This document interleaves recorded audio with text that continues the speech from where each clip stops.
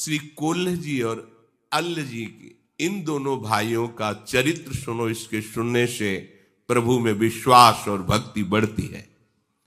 इन दोनों में बड़े भाई श्री कोल्ह जी थे, जो संसार के विषयों से बिल्कुल परम वैराग्यवान, तामसी पदार्थ तो छूते भी नहीं थे। खाने पीने की तो बात जाने दो, हर समय भगवत नाम, भगवत रूप गुण, बस इन्हीं का गान करते, इन्हीं के ध्यान में रहते थे। और इनके जो दूसरे भाई थे छोटे, अल्ह जी, वो सब कुछ खाते पीते थे, राजसी भोग भोगते थे, और राजा के साथ, राजकुमार के साथ ही बैठते उठते और राजाओं के ही गुण गाते, रजोगुणी रूप की महिमा गाते। वो बड़ी सुंदर थी, वो बड़ा सुंदर था, ऐसा वैसा। कभी वो भगवान का गुणगान करने में रुचि नहीं रख रहे थे। पर खास बात थी कि वो बड़े भाई का बहुत आदर करते थे। जो भक्त थे बड़े भाई, उनका वो आदर करते थे। लेकिन कभी कभी भगवान की कोई चर्चा सुन लिया, कोई ऐसे पद गा दिया, रुचि नहीं। रुचि तो राजाओं के रूप गुण का गान करना, उनके भोग विलास में, वैसे ही सब खाते जो नहीं खाना चाहिए। पर खास बात क्या हुई, बोले बड़े के अधीन रहे, उनके सामने जाते ही नम्र रहते।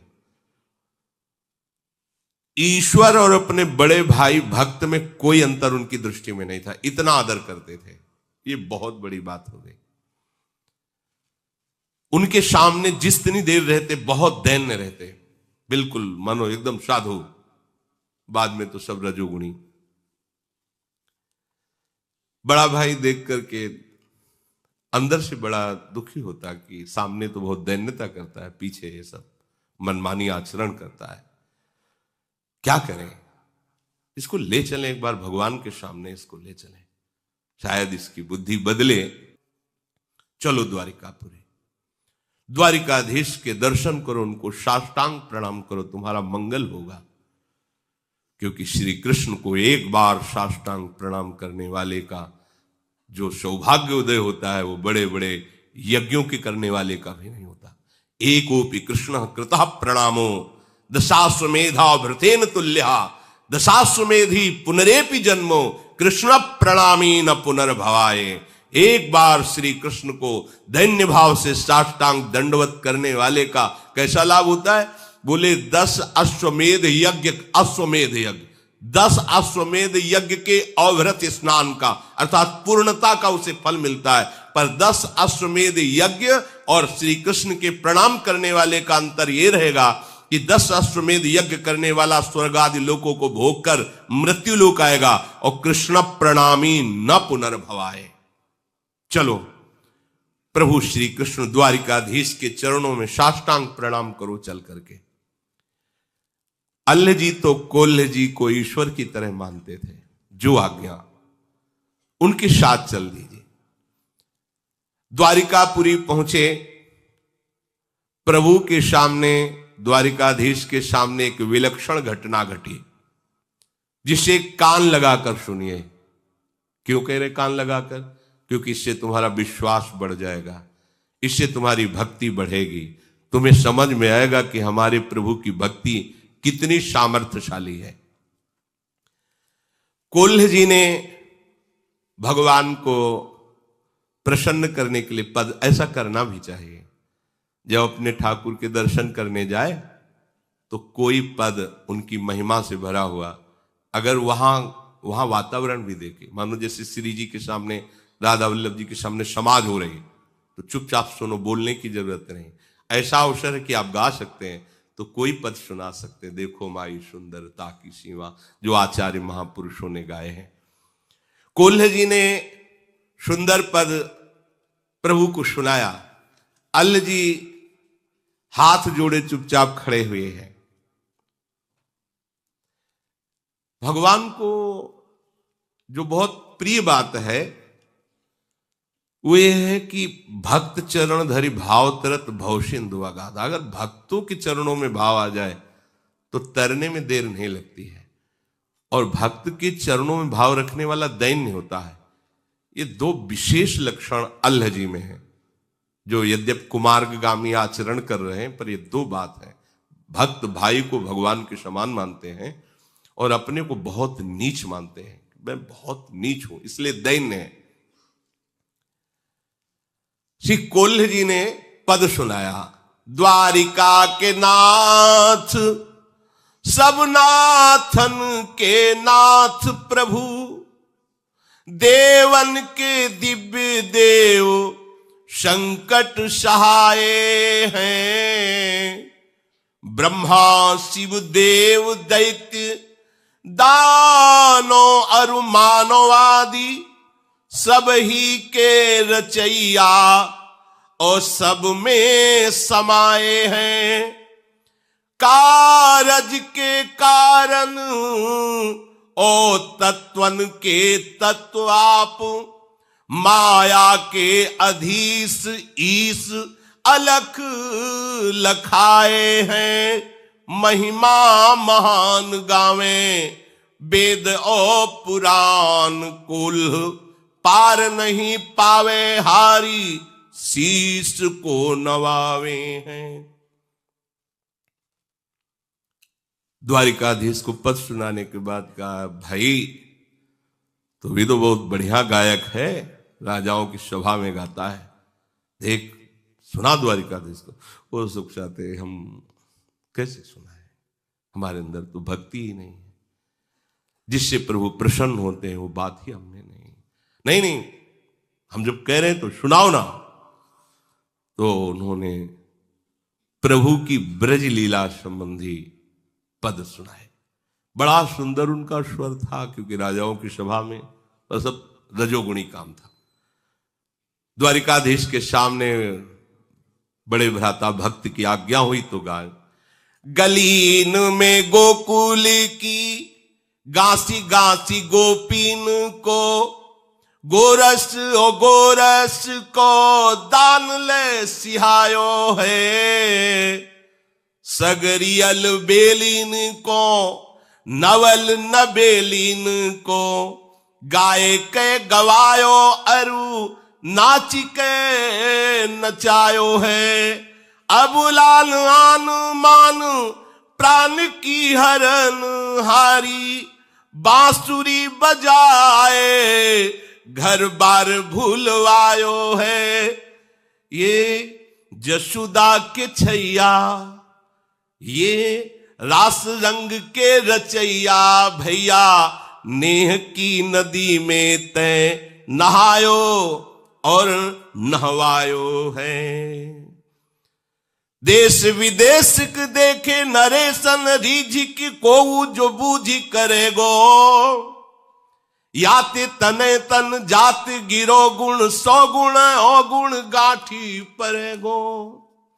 बांसुरी वारो बड़ो रिझवार है, श्याम जुने कुसुढार ढरेगो। ये लाड़ी लो छैल छबीलो अहीर को, पीर हमारे ही की हरेगो। वाह वाह वाह, द्वारिकाधीश बोल पड़े, वाह वाह। सब आश्चर्यचकित हो गए प्रभु के श्री विग्रह से। साक्षात द्वारिकाधीश बोल पड़े, वाह वाह। ब्रज की लीला प्रभु चित्त चोर के भी चित्त को चुराने। महामहिम श्री जगन्नाथ जी का जो आप रूप देख रहे हैं, ब्रज लीला श्रवण का परिणाम है। प्रेम विकल विह्वल स्वरूप जो जगन्नाथ जी का है, ये ब्रज लीला महाप्रेम स्वरूप है। प्रभु ने हुंकार भरी, वाह। कोल्ह जी ने गाया, द्वारिका के नाथ हो सब महिमा। जब अल्लाह जी ने गाया, पूरा मंदिर आश्चर्यचकित हो गया कि वाह वाह वाह। पहला आश्चर्य, क्योंकि आज तक कभी कोल्ह जी के सामने कोई भागवतिक चमत्कार नहीं प्रकट हुआ था। अल्लाह जी कभी दर्शन करने नहीं आए थे, वही उपद्रव रजोगुणी। पर आज दर्शन करने आए, भगवान ने वाह वाह कह दिया। पहले ही चुभा, एको बार हम इतना आए, रोज आए, दर्शन किए, गाए, कभी वाह वाह नहीं। हम तो जानते हैं ना, आप भी जानते हो कि शराब वो सब। वाह वाह वाह, चलो ठीक, थोड़ी तसल्ली। अब दूसरा प्रोग्राम, माला और प्रसाद।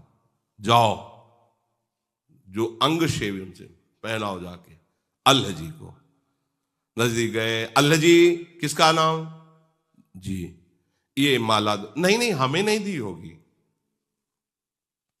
मैं तो नीचा आदमी हूं, गंदा आचरण करता हूं, ये मेरे भाई को दी होगी। ये जन्म से भगवत भक्ति में लगे हैं, प्रभु के इन्हीं के चरणों के हम आश्रित, इनको दे। नहीं नहीं, भगवान ने नाम लेकर कहा अल्लाह जी को देना। अल्लाह जी तुम्हारा नाम? हाँ, माला पहना दी, प्रसाद। अब तो कोल्ह जी की दृष्टि बदल गई और भगवान की तरफ प्रणय कोप से देखेगी। मतलब अपमान ही करना था तो थोड़ा हल्का करते, इतला कि हम इतला गाते रहे, कभी वाह वाह नहीं कहा, और इसने गाया और माला प्रसादी। हृदय में एकदम, इनको नहीं दिया, आपको दिया है, आपका अल्लाह जी नाम पहला। ये है, थोड़ा भी अगर कहीं दासत्व में कमी रह जाती तो ये बात आ जाती है। अरे हमारे स्वामी हैं, यहां प्रसन्नता होनी चाहिए कि हम लिवा के लाए, तो इस नाते से प्रभु कितना इसको आदर दे रहे हैं।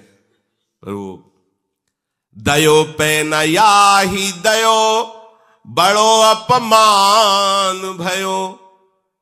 ये बात समझनी है यहां कि हम जिनके शरणागत हैं उनके द्वारा की हुई कोई भी चेष्टा हमारा अपमान नहीं हो सकती, हमारा सम्मान है। पर वो समझ नहीं पाते, हम कहीं ना कहीं अपने अहम को बचा के रखते हैं। ध्यान देना, इसे मिटाना होगा, नहीं आप अपने स्वामी के ही प्रतिकूलता का चिंतन करने लगेंगे। जिनकी शरण में उन्हीं के प्रतिकूल किया कराया, फिर सब रुक जाएगा। इसलिए सावधान रहें। यद्यपि पतन नहीं होगा, पर काहे को जलोगे, समय बर्बाद करोगे। तो फिर अगर तुम हमें नीचा दिखाने की कोशिश करोगे तो फिर हम तुम्हें नीचा दिखा देंगे। ऐसा होता है। सेवा में जो रहते हैं, प्रभु की जो शरण में है, अगर आदेश हुआ कि मान को धूल धूसरित करके ऐसी स्थिति में ला दो कि तुमसे नीच कोई नहीं है, तो ये तुमको सर्वश्रेष्ठ पदवी देने के लिए, उसको लगता है अच्छा, मतलब अभी तक हम पूरा सर के बल खड़े रहे हो, तुम समझते हो कि हम कुछ है ही नहीं, तो अब हम बाम चलते हैं, प्रतिकूल चलते हैं, देखते हैं कैसे संभालते हो। और ये तब तक समझ में नहीं आता जब उधर से प्रतिकूलता होती, तब समझ में आता है, नहीं तो समझ में नहीं आता। और सच्चे महापुरुष कभी तुम्हारे मान का पोषण नहीं होने देंगे, कभी नहीं, क्योंकि ये सबसे ज्यादा पतन कराने वाली चीज है। इसीलिए 15वें अध्याय में भगवान जो परम पद आरूढ़ का लक्षण करे, तो निर्मान पहला शब्द, मान रहे सबही मान प्रद आप अमानी। और ये मान रोग जीवत्व को पुष्ट करता है, देहाभिमान को। और जहां आप महापुरुषों का सानिध्य प्राप्त किए, तो महापुरुषों के समान आपको मान मिलेगा, क्योंकि उनके सानिध्य में वो सम्मान जब हम स्वीकार कर लेते तो मान का रोग बढ़ जाता है। और जब महापुरुष देखते हैं कि ये तो मान से रोगी हो रहा है, तो फिर उसका ऑपरेशन होता है, तब वो उसी के प्रतिकूल हो जाते हैं। जैसे छोटा बच्चा स्नान कराने के लिए मां ले जाती तो बुरा समझते हैं कि हमें खेल से हटा कर, क्यों ऐसा नहीं होना चाहिए। इस पर सुधार मन को, अंदर की बात है, बाहर की नहीं। बाहर से आपके आचरण दैन्य हो सकते हैं, पर अंदर से आपकी वृत्ति अनुकूल और दैन्य होनी चाहिए। इनको अंदर से बहुत बुरा लगा, बचपन से भगवान का भजन कर रहा हूं, आज तक शाबाशी नहीं दी, आज तक माला प्रसाद। ये छोटे भाई ऐसा, दयो पे नया ही दयो। ऊपर से पुजारी यही कह रहे कि आपको नहीं दिया, इनको दिया है। दयो पे नया ही दयो, बड़ो अपमान भयो। गयो बूढ़ो सागर में दुख को न पार है। बूढ़त ही आगे भूमि पाई चलो झूमी। प्रीति सो अनीति भूले, नाही मानो तरवार है। सो ही आए लेन हरिजन, मन चैन झिल्यो। मिल्यो कृष्ण जाय पायो, अति सुख सार है। बैठे जब भोजन को तो दई उभय पातरिले, दूसरी जो कैसे कही वही भार प्यार है। अल्लाह जी के कहने पर पुजारी ने कोल्ह जी को साफ कह दिया, ये माला तुम्हें नहीं, ये अल्लाह जी के लिए है। कोल्ह जी को लगा बहुत बड़ा अपमान भगवान ने कर दिया। बस ये बात समझो, भगवान मंगल भवन है, भगवान से सम्मान चाहते हो, उनकी हर चेष्टा मंगल स्वरूप है। ये रहता है, पक्का रहता है। और ये बहुत बुरा रोग है, ये बड़े बड़ों के अंदर रहता है। भाई रात दिन हम सेवा में रहते, थोड़ा तो सभा में बोलो कि हम तुम्हारे जिलाए जी रहे, तुम्हारे पोसे वो चाहता है। भाई ये है ना, पूरा हमारा जितना कुछ इन्हीं से चल रहा है। नहीं हम तो आपके इशारे से चल, पर अंदर जो फुलरा चढ़ा वो गिराएगा तुम्हें, ये पक्का। अब अगर उसे ये माना जाए कि हमारा अपमान हो गया, तब तो भाई बहुत ही मतलब मंदबुद्धि। गुरु के द्वारा की हुई चेष्टा अपमान होती है क्या?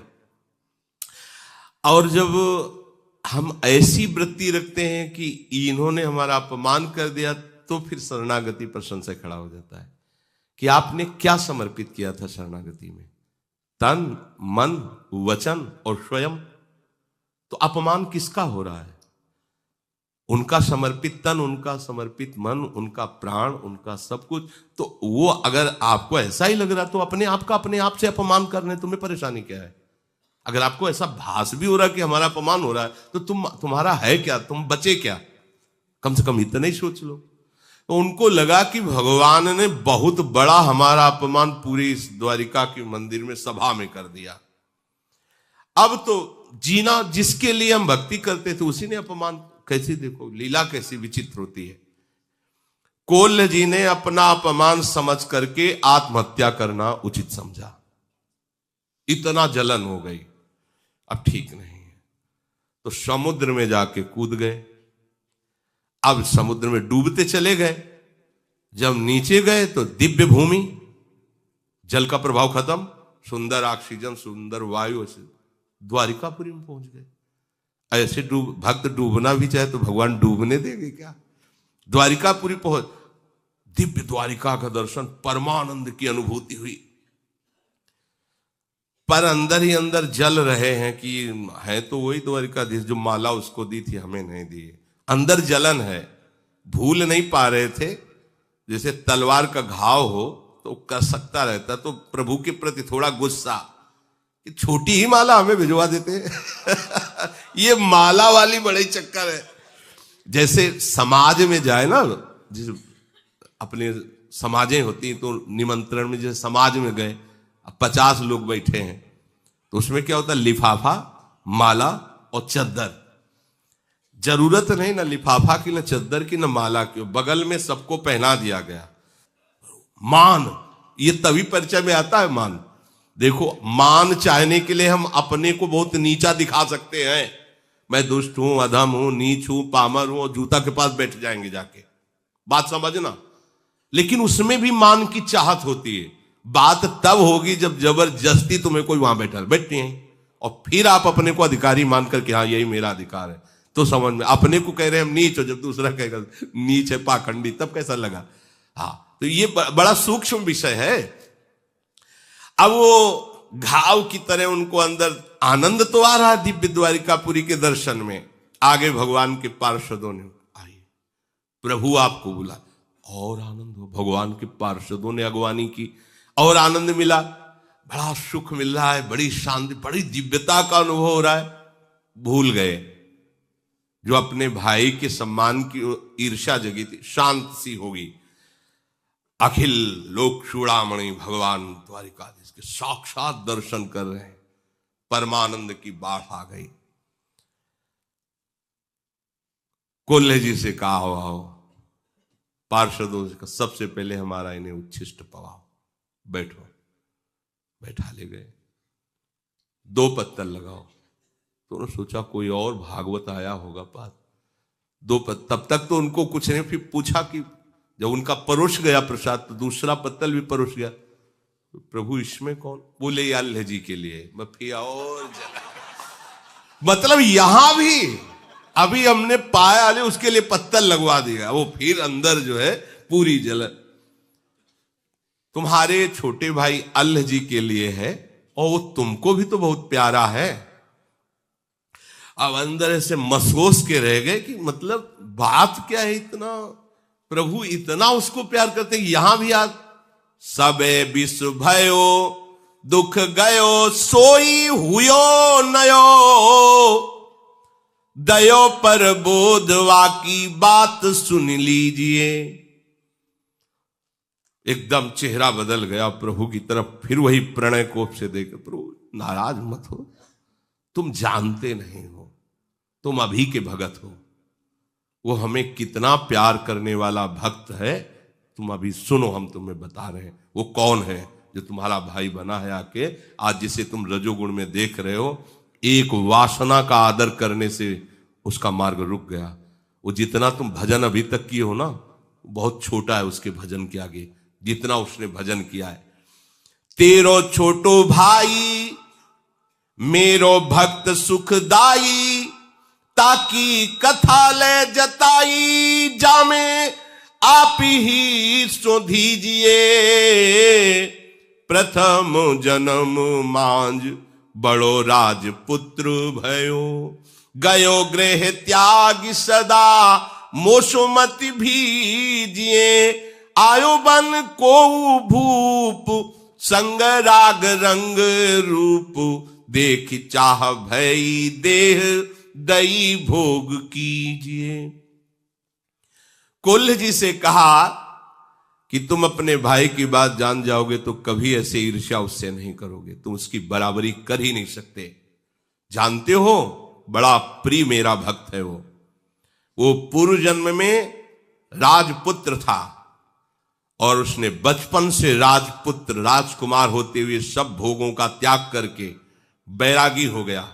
राजपद का अधिकारी था, राजपद राजभोगों का त्याग करके वो एकांत वन में निरंतर कष्ट सहते हुए मेरा भजन करने लगा। मन बुद्धि लगाकर सतत मेरा भजन कर रहा था। ध्यान पूर्वक सुनना। बहुत समय व्यतीत होने के बाद उस जंगल में एक राजा अपने पूरे परिकर के साथ मनोरंजन के लिए आया। तो राज वैभव, यद्यपि राजकुमार ही थे, बचपन से वैरागी हो गए, एकांत सेवन करते थे। अब राज वैभव के उन्होंने देखा, बहुत सी सुंदर सुंदर युवतियां, ऐसा सब भोग विलासिता सब। इनके मन में विषय सुख का आदर हुआ कि अगर बाबा जी न बनते तो ऐसा ही हमको भी सुख मिलता। आदर हो गया। अब वो वासना इतना जोर पकड़ी, इसमें देर नहीं लगता, समुद्र बनने में तरंग आई और आपने आदर किया, वो पूरे हृदय पर अधिकार कर लिया। अब तो बस भजन रुक गया। के विधि मिले सुंदरी बाला, जैसे नारद जी के मन में नहीं, ऐसे कि अब ये सब कैसे भोग प्राप्त हो। संसारी सुख भोगने की प्रबल लालसा हो गई और उसी को लालसा को लिए हुए शरीर छूटा। भगवान वर्णन कर रहे हैं, तो मैंने बड़ा स्वस्थ और तेजस्वी इनको शरीर दिया। भोगो विषय को, लो मालिक हैं हमारे, तुम्हारा मन हुआ, तुम्हारी वासना जागृत हुई और राजा के राजकुमार से मित्रता कराई और जन्म दिया ऐसे महाभागवत के घर में। कोल्ह जी के भाई बने आके। देखो कैसा विधान, कैसा कवच है भक्ति का, वासना है तो संग राजकुमार का। वैसे ही जो भोग देखे थे वही भोग राजकुमार के साथ खूब भोगो, खाओ पियो दुनिया का।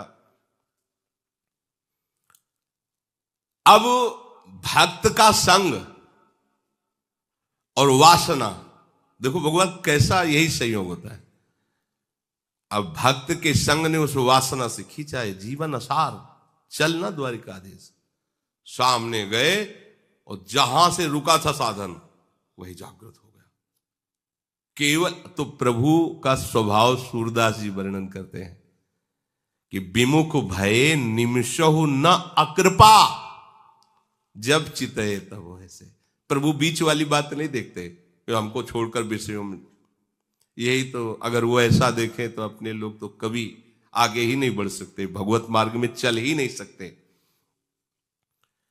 भगवान ने बताया कि तुम्हारा अभी तो बहुत छोटा भजन है, इसका भजन देखो। पर एक वासना का आदर करने के कारण उसकी ये गति हुई कि उसको ऐसा संयोग मिला। विषयी जनों को विषय भोगते देखकर या विषयी पुरुषों की बात सुनकर विषय भोगने की इच्छा प्रकट होती ही है। यदि कहो कि कोई विरक्त है, राज्य सुखों का त्याग करके आया है, तो ये कैसे हो सकता है? तो कह रहे हैं बलवान इंद्रिय ग्रामो विद्वानमपि कर्षति। कोई भी हो, ये नहीं सोचना चाहिए कि इन भोगों को तो हम छोड़ करके आए, अब हमें कौन परास्त कर देगा, उससे घटिया भोग तुम्हें गिरा देगा। ये माया है, बिल्कुल कहीं नहीं, अभिमान नहीं आना चाहिए, बहुत सावधान। देखो ना, राजकुमार होती हुई राज वैभव छोड़ दिया आज एक राजा के भोग विलास को देखकर वासना जागृत हो गई, और ऐसी जागृत हुई कि भजन रुक गया, उसी वासना की प्राप्ति के लिए व्याकुलता हो गई। मन की गति बहुत दुष्तर है। महान त्यागी विरागी सौभरी ऋषि को मछलियों का विहार देख करके ब्याह करने की इच्छा हो गई थी। भगवान शंकर मोहिनी रूप में देखकर आसक्त हो गए। इंद्रियां बड़ी विद्वान और ज्ञानियों को भी आकर्षित करने वाली हैं, इसलिए कभी कोई अभिमान न करे। विषयी पुरुषों का संग, विषय दृश्य, विषय वार्ता, ये कोई कैसा भी हो पतित कर सकता है। श्वास श्वास पर नाम जप करे, वासना की बात आते ही डर जाए, हृदय में उसका कभी आदर न करे, आदर करने से ही पतित हो जाता है। श्री भगवान ने कहा वो पूर्णता में ही था, पर ये वासना केवल आ गई, इसलिए वासना का दृश्य दिखा दिया इस जन्म में, अब वो फिर पूर्ण हो गया। भजन का एक बात है कि वो बढ़ता है, जैसे भगवान का रूप बढ़ता है, भगवान की महिमा, ऐसे भजन है। वो वासना तो मिली ही, और जो भजन स्टॉक में था वो बढ़ा और सीधे भगवत प्राप्त बना दिया। अभी अभी पद गाया, सीधे भागवतिक संपर्क और तन्मयता, एक भी विषय चिंतन नहीं है उनके हृदय में। जो भोगा उसकी कोई भी पुनरावृत्ति संस्कार नहीं, ये खास बात होती है। अगर भक्त की कहीं वासना पूर्व की और भगवान उसका, तो उसमें संस्कार नहीं बनेगा। जैसे भोगियों का संस्कार होता है कि भोगा पुनः संस्कार, पुनः उसकी तृष्णा वासना, ये नहीं होगा। उसको घृणा पैदा हो जाएगी अंदर से, संस्कार रहित हृदय होगा, क्योंकि वो प्रभु की तरफ से चल रहा है, डॉक्टरी चल रही, वो ऐसा नहीं। ये बहुत कृपा का मारा। आप तभी तो कहते आंख मूंद के दौड़ो गिरोगे नहीं, आंख मूंद के दौड़े। अब तुम्हें चिंता नहीं करनी, ऐसे चिंतामणि चरणों का आश्रय ले लिया है, अब चिंता, बोले चिंता नहीं करनी तो फिर आज से फिर पिटाई होगी, विषय नहीं पाओगे। बार बार हम ये कह रहे हैं, इसलिए इस मार्ग में चलने के लिए करें, इधर नहीं। इधर तो चिंता ही चिंता है, तुम निश्चिंत हो ही नहीं पाओगे। निश्चिंत होने का ये मार्ग है। और भगवान ने कहा देखो, तुम इस जन्म में भक्ति कर रहे हो, पर कैसी तुम्हारी भक्ति रंग लाई है कि तुम्हारे ही आश्रित, तुम्हारे ही भाई का आदर होने पर तुम्हारे अंदर कितनी जलन है। तुम प्राण त्यागने के लिए और वो तुम्हें अब भी कितना प्यार कर रहा है। तेरे ही वियोग अन्न जल सब त्यागी दियो, जियो नहीं जात वापे बेग सुधि लीजिए। जिस दिन तुम समुद्र में कूदे, उसी समय समुद्र में कूदना चाहते थे, लोगों ने पकड़ लिया, आज भी उन्होंने अन्न जल नहीं पाया, प्राण त्यागने के लिए तैयार है आपके लिए। और आप कितनी ईर्ष्या से युक्त है। आप सोचिए आप किस कोटि के भक्त हैं। ये प्रसाद लो और जाओ प्रसाद। हाथ पे प्रसाद दीनो, आए घर चीन लीनो, सुपनो सो गयो बीती, प्रीतिवासो कीजिए। द्वारिका को संग सुनी, आवती ही आगे चलो, मिलो भूमि पर दृग भरी वह दीजिए।